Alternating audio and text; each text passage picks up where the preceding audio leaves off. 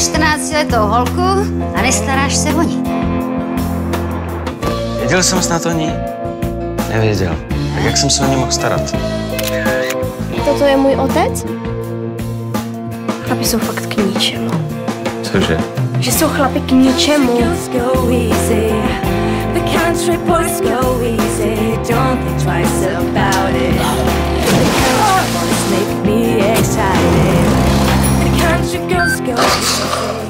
Já mám pocit, že jsem snad začal žít s mimozemšťanem. Já se z toho pořád nemůžu zpamatovat.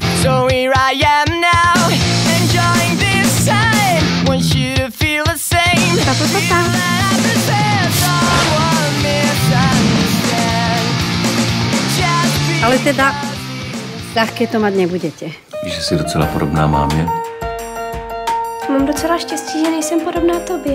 My jsme tyhle řepáci světoví, bereme vidle a vyrazíme do polí, že nežereme brambory.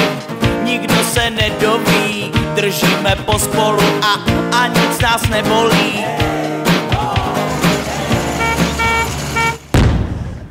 Že musíš někdy ženě pomoct, aby si od ní uslyšel to, co od ní slyšet chceš?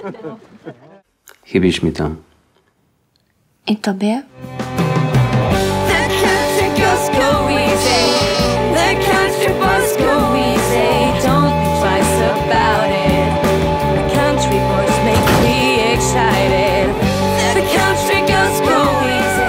Mysli především na kapitál, už nejsi malá holka. Někdy jsou chlapi fakt lepší než ženský. Co je, ty si nenatočíš tatínka? Dneska mám jiný zájmy. Jaký můžeš mít dneska jiný zájmy? Už asi budeš muset jet. Já, že budu muset jet? Tak čau. Ať je fyzický kontakt!